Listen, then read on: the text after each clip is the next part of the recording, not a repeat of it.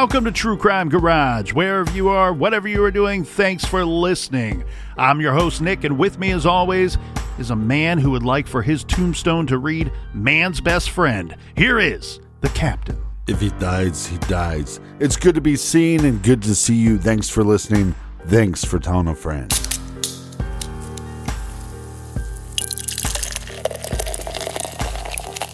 This week here in the garage, we are very happy to be featuring Amateur Cowboy by the hot-handed gunslinger brewers over at Goodfire Brewing Company. Amateur Cowboy is an imperial double New England hazy that hits on all fronts with abundant, tingling, zesty hop oil and an extra smooth, medium-bodied drinkability. ABV 8%, garage grade 4.5 bottle caps out of 5. And let's give some thanks and praise to some of our friends that helped us fill up the fridge this week.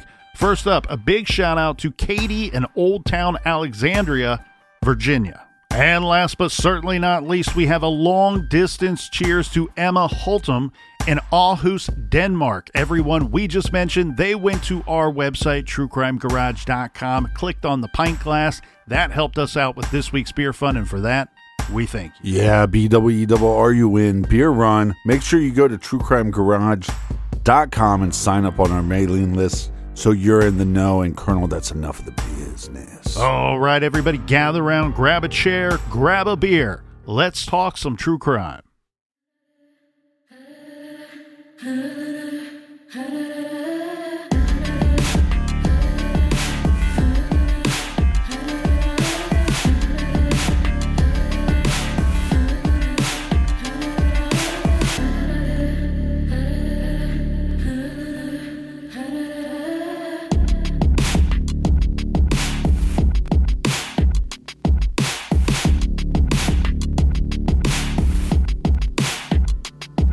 October 2009, Charlottesville, Virginia. A group of successful young women made their way to see a concert, but at some point in the evening, the group lost one of their own. 20-year-old college student Morgan Harrington was last seen near the University of Virginia campus sometime after 9 p.m. Then, she was gone. September 2014, 5 years later, on the same college campus, 18-year-old Hannah Graham was last seen just after midnight. 2 female college students, both successful young women, with their whole lives ahead of them, go missing in startling similar circumstances. Both are alone on the streets of Charlottesville, Virginia, at night. Both vanish, triggering massive searches, terror for women on campus, and insurmountable heartbreak for their families. There is no known connection between these two other than the circumstances of their disappearances. Little did anyone know, but the University of Virginia college campus had a monster prowling its streets. This is True Crime Garage, and this is the true crime story of the back-to-school killer.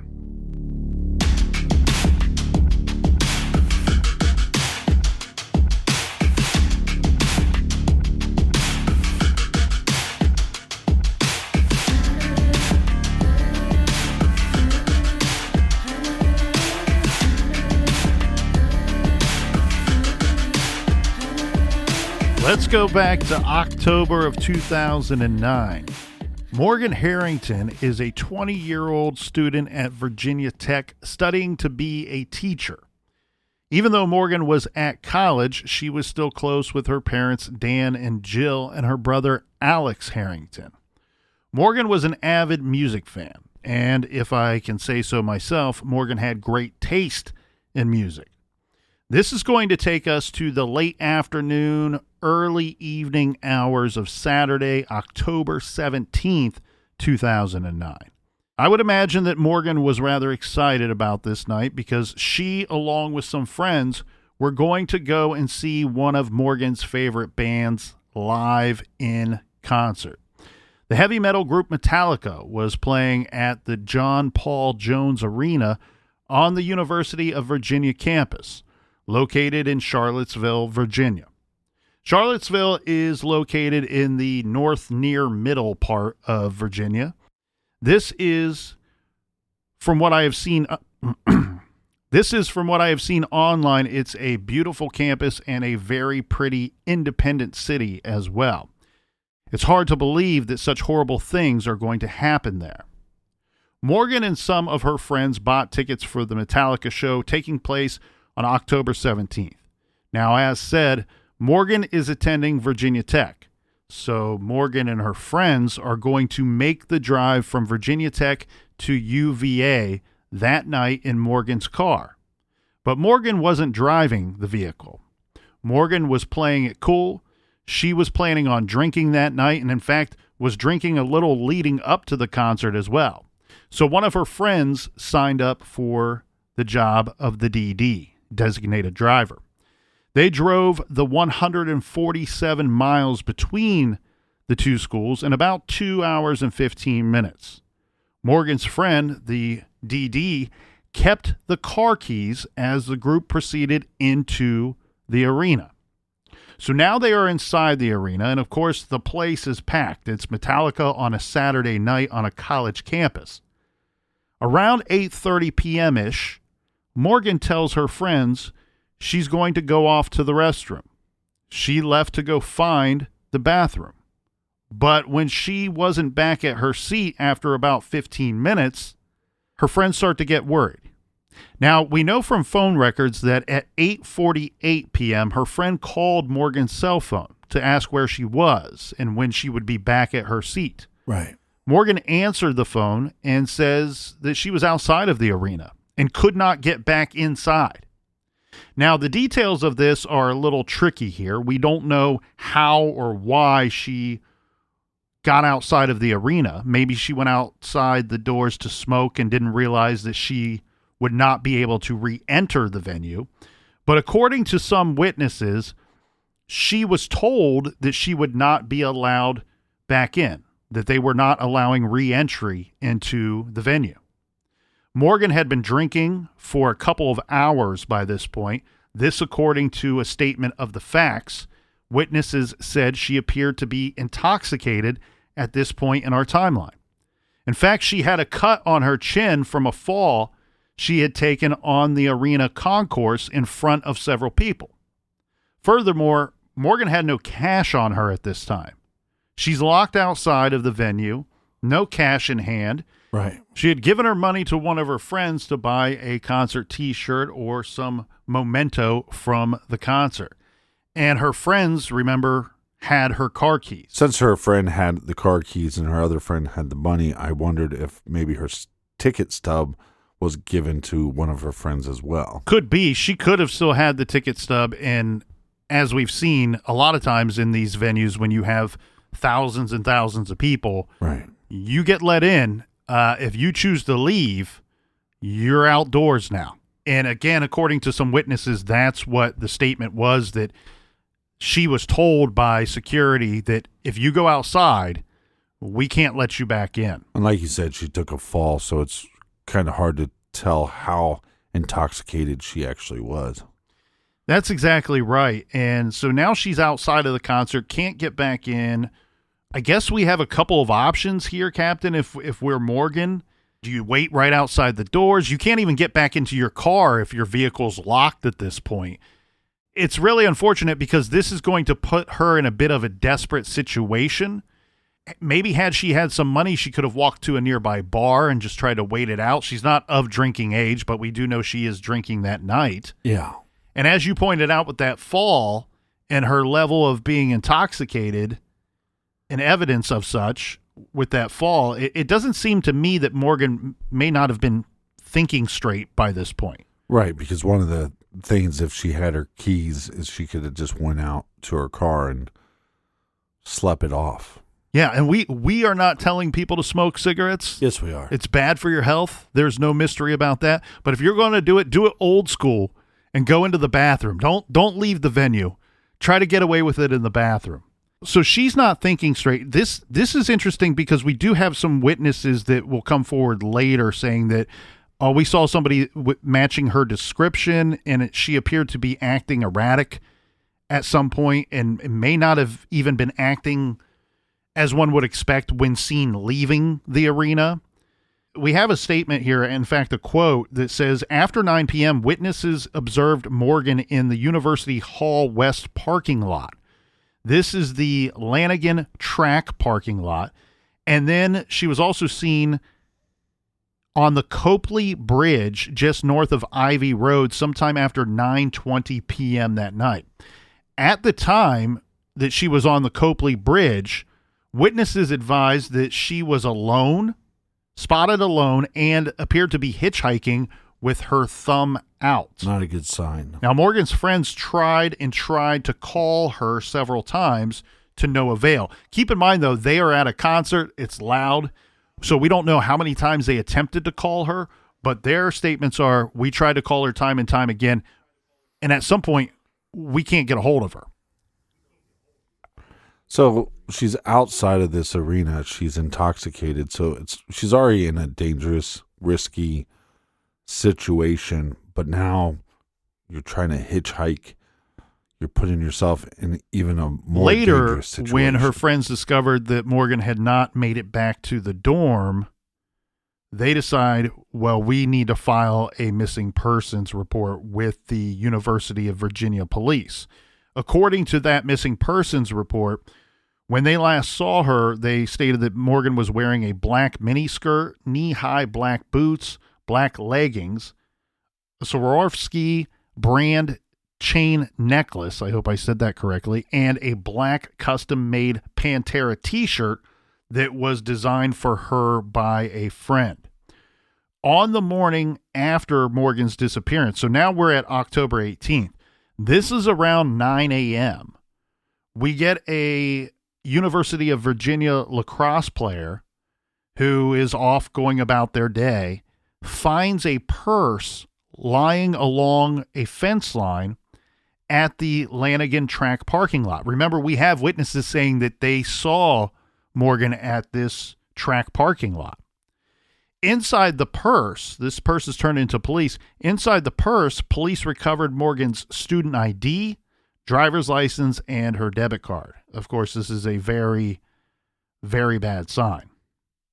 Also inside the purse was a small empty flask. This is, according to Morgan's friends, was the source of the alcohol that she had been drinking on the way to the concert, leading up to the concert. Now, that Lanigan track lot, that parking lot that we were talking about, where Morgan's purse had been found, was used by several local taxi companies as a staging area during events at the arena. So you have basically a bank of vehicles. Taxi cabs are going to pull up, park there, probably engines still on, and they're hoping to catch fares of people coming out of the arena. So very common stuff here, but that is a space where she was seen, and then later her purse is found. So this would point to the obvious, that maybe Morgan had been trying to get a cab. We do know that she's without cash. Maybe she was intending to use her debit card. But regardless if she was trying to get a cab or not, now we have to be concerned is, why is she missing? Why is she without her purse? And why is her purse found abandoned on the ground with several pieces of documentation that she would need to be getting around and navigating, hopefully back to her dorm? And let me be Captain Obvious for a second. We have to remember that she's over 2 hours away from her dorm, from her school, from her friends when she goes missing. So Morgan goes missing late at night. Last seen just before 9:30 p.m., apparently trying to hitchhike. But later the next day, her purse is found in this parking lot area. Then, Captain, things go from grim to very dark very quickly. This is when the following day, police find Morgan's cell phone. So this is actually taking place over the course of 2 separate days of searching for Morgan or any clues of her whereabouts.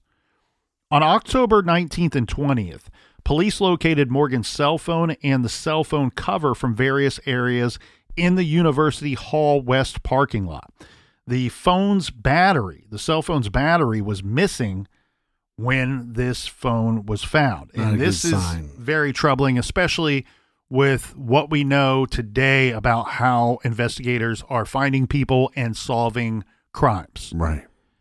Was this something that was done intentional by someone that may have taken this young woman, or was this just happenstance that she dropped the phone in her state and lost the phone and went on about her night trying to find a way home? It's a little difficult to say, but I think that details like this will become very much clearer as we continue to go through this week's case story and timeline. Well, I agree with you because I think finding her purse, that makes sense in the sense of she was intoxicated. She was wandering around. Is it possible that she just dropped it and didn't notice? But when you find her cell phone and the battery is taken from that phone, that's a big red flag. The other thing that's confusing here about these details of this timeline is that none of this really makes a whole lot of sense when you try to play it out, right? So what we have here is the phone and the purse, especially the purse, are found in a location where she's seen earlier, prior to being seen out on the bridge trying to hitchhike a ride. So why would she go to this area, lose her purse, and then she's seen in a different location further away at a different time trying to hitchhike home? Well, some of the actions of her friends I don't agree with. One, your friend calls you and says, I'm outside the arena. Somebody can go. Meet me at this door. Maybe you can talk to security. She's with us. Can you let her in? At some point you go, well, she's really intoxicated. We saw her fall and hurt herself. Maybe we need to leave this show. And then once you get out of the concert, you can't find her. You have her vehicle. Don't leave town. We don't know that none of that didn't happen, right? We don't know that they didn't offer that up and she said, no, I'll be fine. Enjoy the concert. I'll see you afterwards. Right. But what we do know is, yes, they returned back to their campus. And then when they find that she's not there, they're reporting her missing right away. This will lead, obviously, to so many unanswered questions with no sign of this young woman, of Morgan, despite what turns into massive searches of the entire area. Remember, the purse was found the following day, the cell phone the next day, and then the cell phone cover is found the following day after that. So we're searching for over 3 days. Now, at some point, a $150,000 reward is offered for information. This is including $50,000 chipped in by the band Metallica. Now, the band's lead singer and guitarist, James Hetfield, put out a video asking for anyone with information to please contact the police, saying something to the effect of, we've lost one of our own. Somebody that was there to have a good time that night has disappeared, and we need to find this young woman. Now, we're going to go all the way out to November 11th. This is when there's another devastating find. So this is roughly about 6 days shy of Morgan missing for a month now at this point. Police respond to a call of a parcel of private property on 15th Street Northwest, near the intersection of Grady Avenue. They're called out there because what was found was a black Pantera t-shirt discovered lying spread out atop some bushes. Well, like you said, wasn't it a custom-made shirt? It was. And on top of that, what we're going to get is some forensic science here to tell us that it was, in fact, Morgan's shirt. The very Pantera shirt that she was wearing when she went missing. Right. So they recover some hairs that are going to later be identified as very likely having to belonged to Morgan. Now, some further interesting details about this T-shirt and the way that it's found.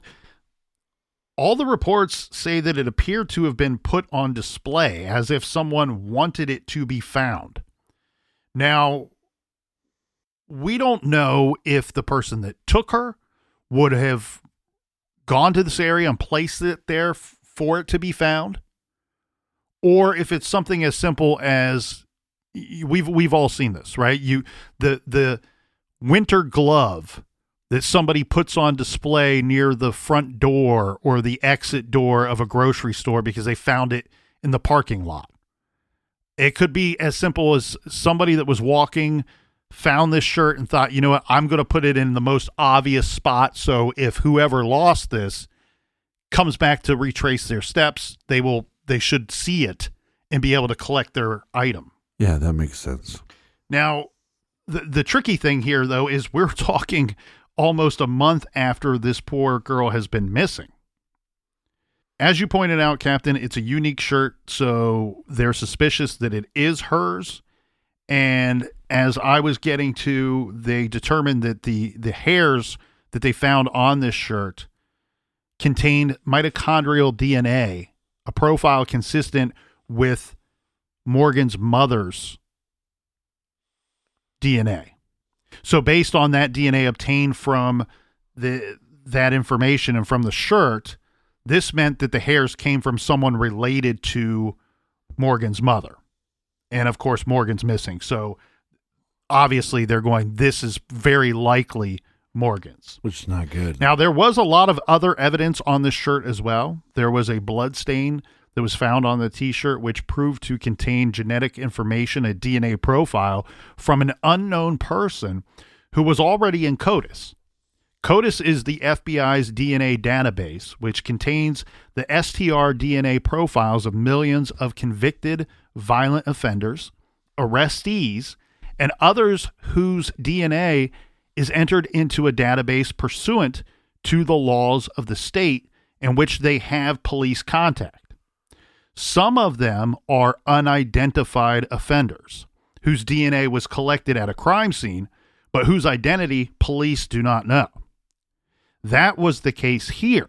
DNA from an unidentified person already in CODIS matched the DNA from Morgan's case.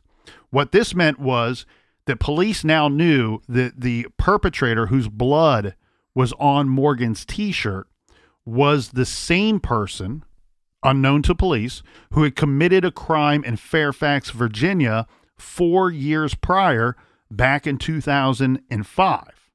So if that suspect's blood matches the blood in this case, and they have a composite sketch of that individual, that essentially means you have a composite sketch in both cases. Yes, that's exactly right. What police will learn once they find out that the DNA on Morgan Harrington's shirt matches unknown, unidentified DNA that is in CODIS from that prior crime, that when they go back to review the details of that prior crime, they find that there was a composite sketch of a potential suspect that existed. But when they investigated that crime, no suspect had been located. So you have this weird scenario of, yes, this is a great lead, but that composite sketch never led to a suspect in the previous crime 4 years prior. So it dries up rather quickly in the Morgan Harrington case.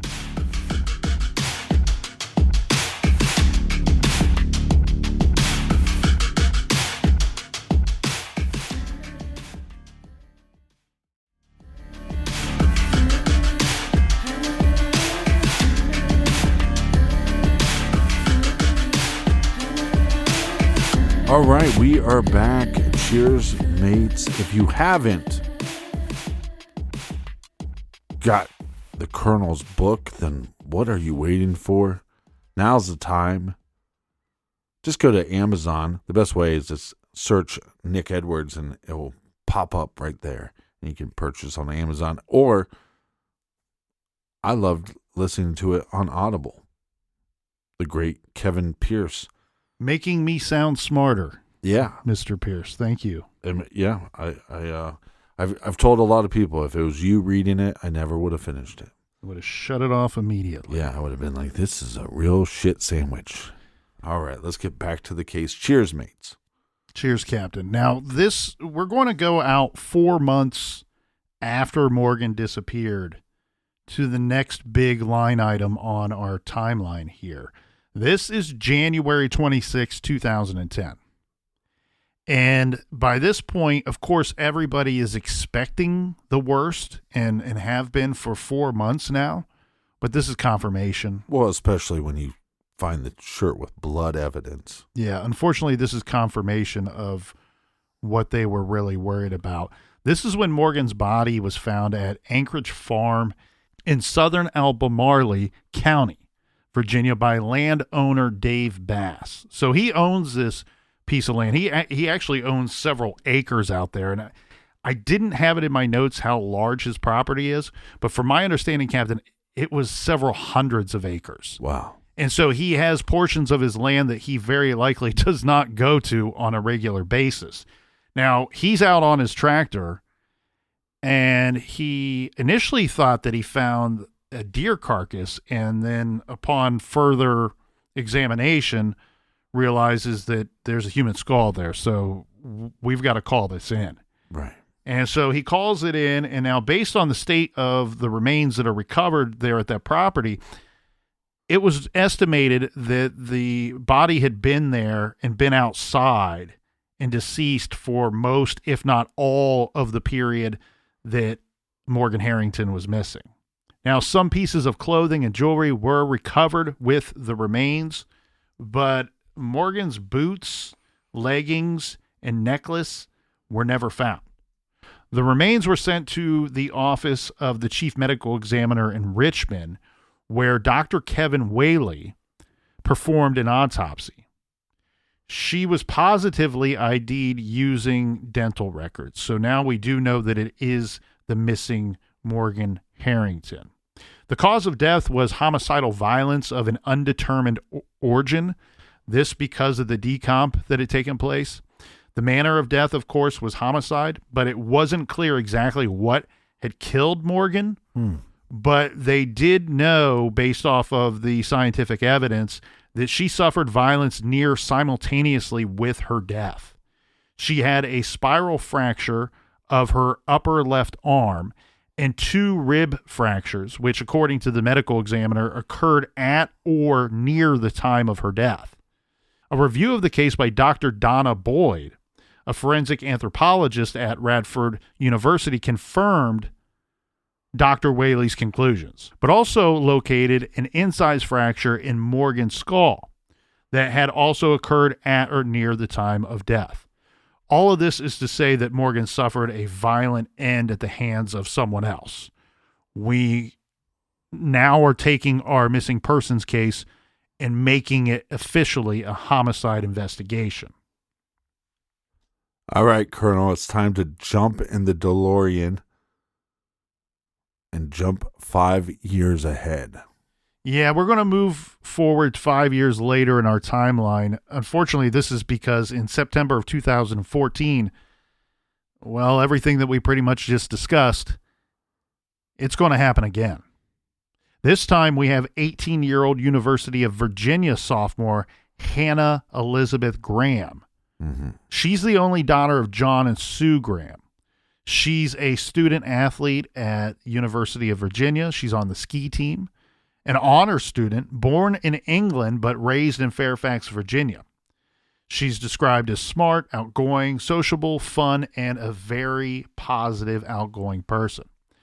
On the night of September 12th, Hannah met up with some of her friends and fellow ski team members to pregame a little bit before they went out to party for the night. Yeah. Right? Study hard, work hard, party hard It when you have the opportunity.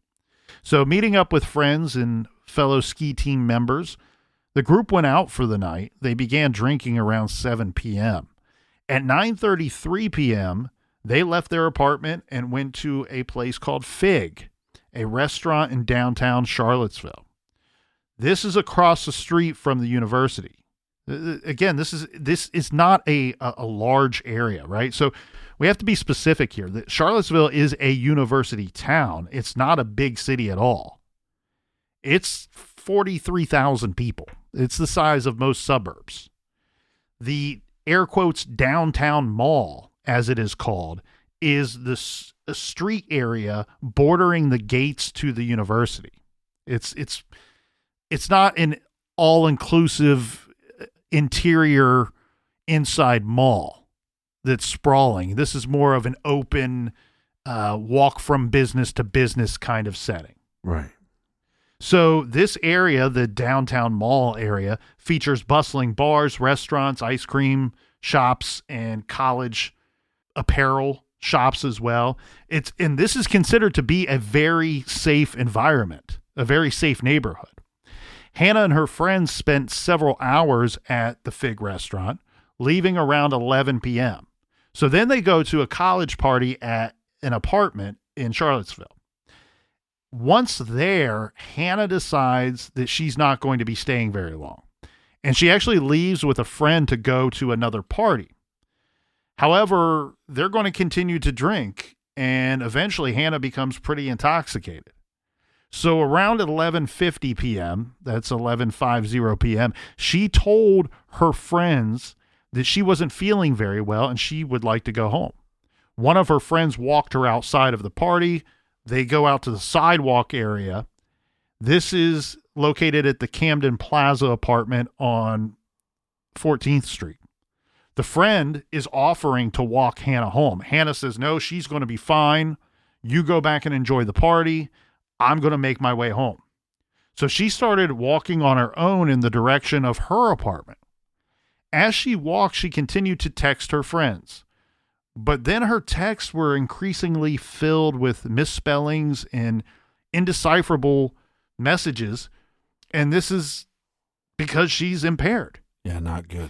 Then Hannah started sending messages indicating that she was lost at some point. Well, I was going to say, yeah, maybe one, the text messages are not clear because she's, one, intoxicated, but two, sometimes when you're walking and you're trying to find your way, you're not really fully paying attention to the text that you're sending. Well, and this is unfortunate too, because if her friends were to go out and try to look for her on foot, they're not going to have a whole lot to go off of if her texts to them are filled with misspellings, she doesn't know where she is, and indecipherable messages. Which, this is all a little confusing to me because this campus isn't that big of an area. No, but it's understandable to me that this young woman got lost. And here's where I go with this. It's dark out. It's incredibly late. Right. We do know by all reports, and we'll have further information of this later, that Hannah is intoxicated. And the other thing that I wonder too, this is her sophomore year. This is the very beginning. We've just gone back to school. This is September of 2014. It's very likely that she may have moved and now is living in a new apartment or new dorm. Right. So she might have a hard time finding it even if she were not impaired, just with it being dark and living in a new place and coming from a location that she may not be familiar with. Regardless of that situation, though, Captain, what we have here is we do know that she does send several texts to her friends. Unfortunately, the last text that will be sent comes in at approximately 1 a.m. And the text is very short and just says, I got stuck down though. Remember, we're saying that the texts aren't completely making sense. Right. Guessing here, and others have speculated on this, and it seems correct that she's probably trying to say, I got stuck downtown. Right. And then it turns into down though. When Hannah didn't show up for her scheduled early event on Saturday morning, this is the 13th, her friends were alarmed and tried to reach her several times. So they're getting no luck. So what they do is they take it a step further and they contact Hannah's family, her parents, and say, look, this is a situation. She was walking home by herself late last night after we were all out partying. We had a scheduled event early the next morning. We're all here. She's not here. Right. We can't get a hold of her. But that is somewhat reasonable because she left the party because she was feeling sick. Correct. And we've all slept one off, right? At least the colonel has a couple of times.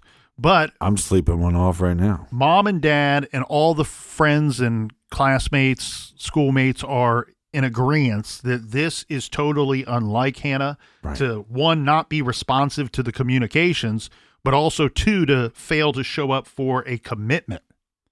Now, once she hadn't turned up by Saturday afternoon, parents and friends banding together called the police. Charlottesville police became heavily involved right away. They were assisted by the state police. They were able to locate witnesses that saw Hannah and found surveillance footage that showed Hannah walking on the night of September 12th into the early morning hours of September 13th. Now, here's what they found. Around 12:45 a.m., Hannah was spotted walking past McGrady's Pub. This is at the intersection of Grady and Preston Avenues. There, they talked to a bouncer. A bouncer noticed Hannah walking by. She then turned around and walked by again, but going in the opposite direction. He made the observation that she was probably intoxicated. He asked her if she's okay. Do you need some help? To which the young lady, which we will later know as Hannah, replied that she was okay and did not need any help at all. So then she walks away, heading east on Preston Avenue. Right. Hannah turned up shortly thereafter again on surveillance footage, this from the Preston Avenue Shell Station at 12:55 a.m. She had walked east down Preston from McGrady's. The Shell Station footage showed Hannah walking east on Preston and then making her way toward the downtown mall. She was then seen on surveillance footage from Reed's Supermarket and the Crossings apartment complex. And again, she's continuing east on Preston at this time. Now we're going to go to 1:01 a.m. when she is seen on surveillance footage from Fellini's restaurant. She's walking east on the south side of Market Street. She turned right and walked south down 2nd Street, northwest, again toward the mall. So you can tell by some of these movements, even if you're not familiar with these streets and you're trying to picture this in your mind, what you envision here is a young lady that's walking the streets, but constantly kind of turning around and going in a very roundabout way, indicating that she's either quite intoxicated and doesn't know where she is, or she's lost and doesn't know where she is, or what is very likely a combination of both at different points in this timeline. Yeah, not a safe place to be. Now, police do find witnesses who said that they saw someone matching Hannah's description.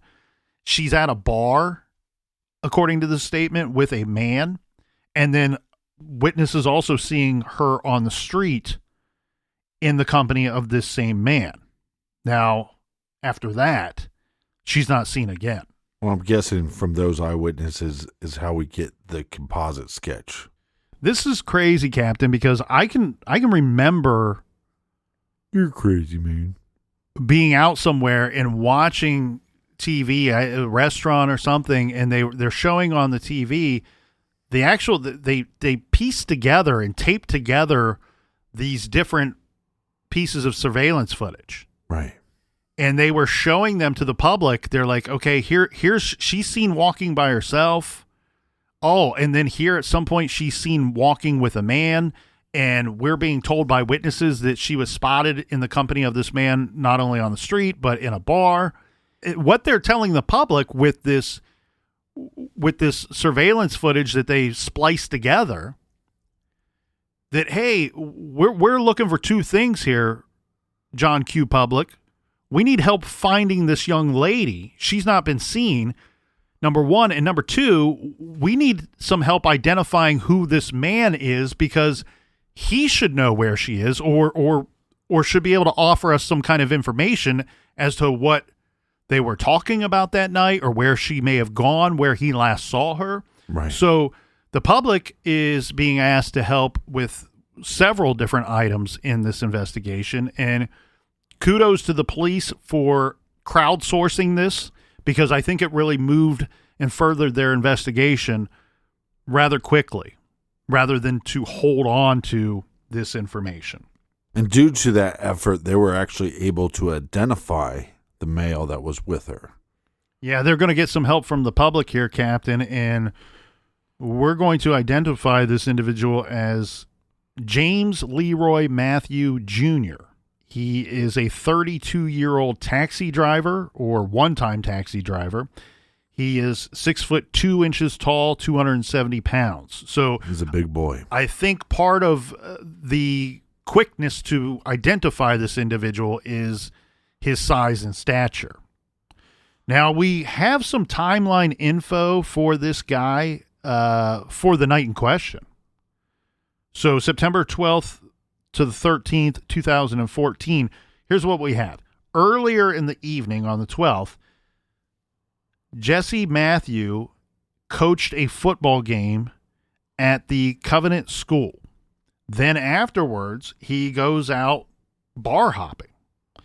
And during his bar hopping adventures, he begins a pattern of physically invasive and inappropriate behavior toward women that he encounters that night. Yeah, it sounds like a real douche canoe. Without dragging this out longer than it needs to be, basically what he's doing, Captain, he's going up to different women, he's engaging them in short conversation at the bars, and then he's grabbing their legs, their butts, won't leave them alone.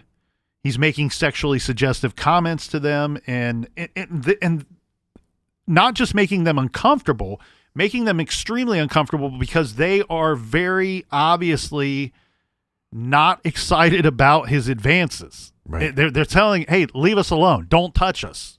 What are you doing? And a couple of the girls or young women that he met that night, he's even, picking them up. Maybe he thinks he's trying to show some form of affection, but people don't like to be just picked up, especially by a large individual, 6'2", 270 pounds. So this is a strong guy. Now, responses from these women to leave them alone. They're saying, I got a boyfriend. I'm not interested. Why don't you get lost? That he's unfazed by all of this.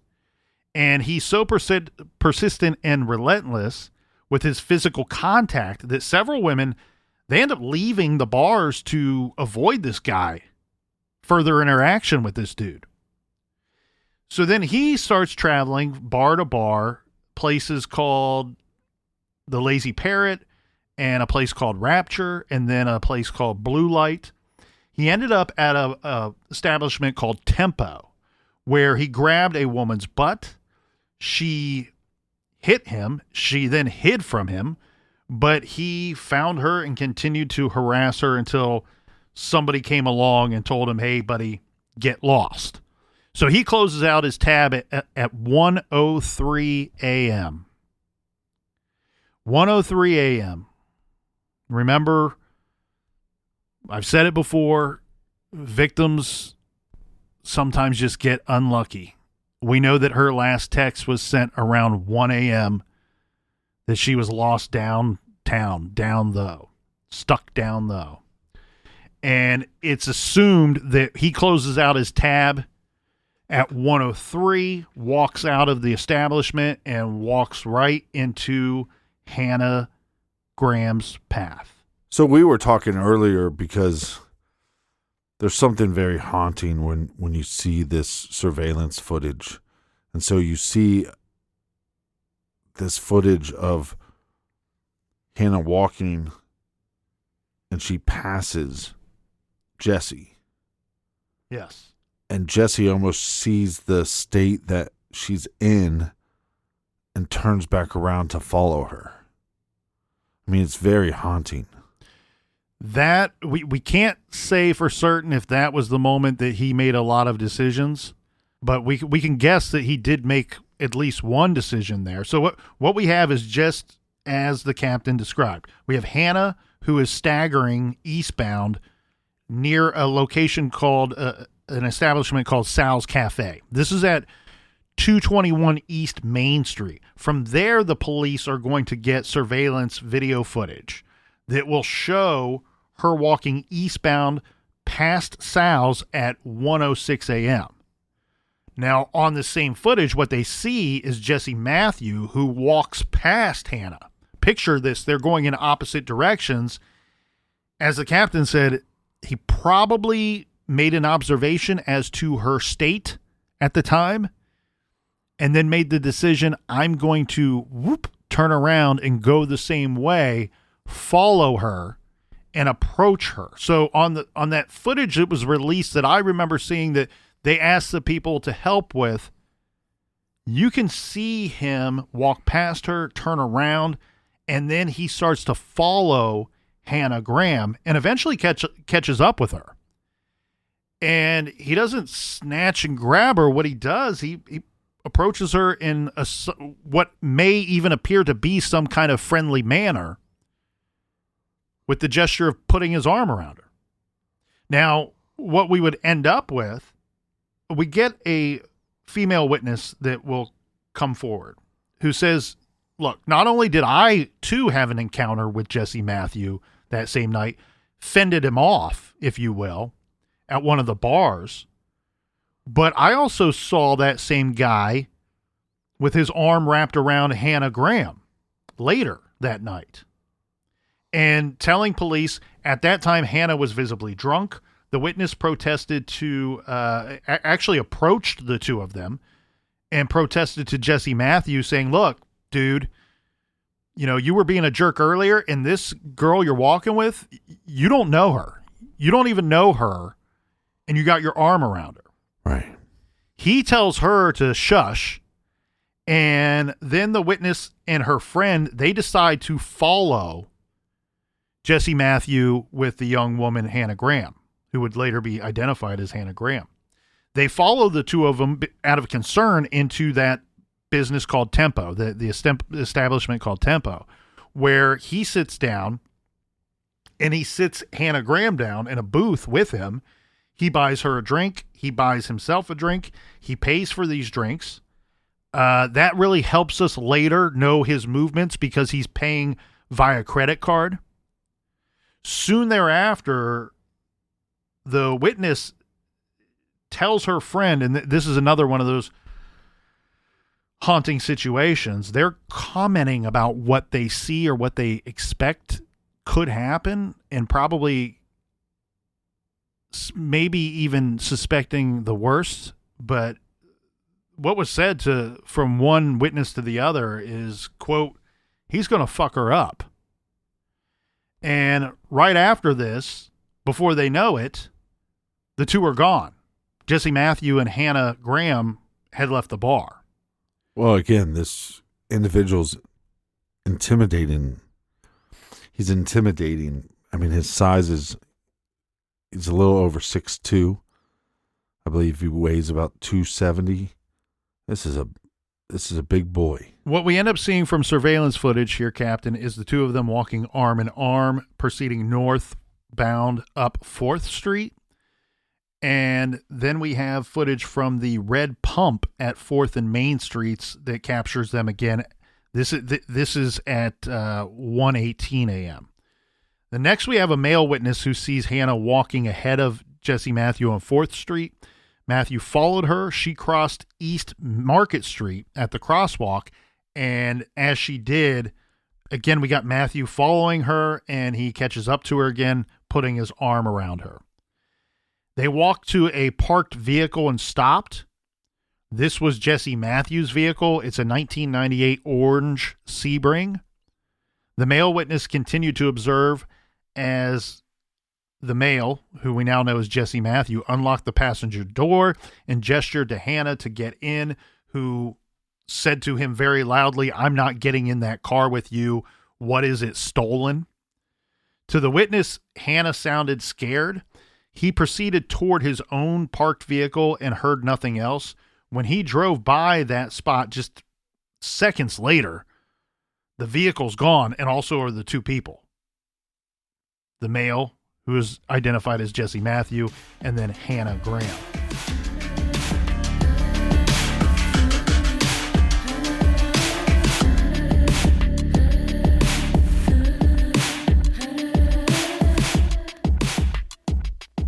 Join us back here in the garage, same bat time, same bat channel. And until then, be good, be kind, and don't litter.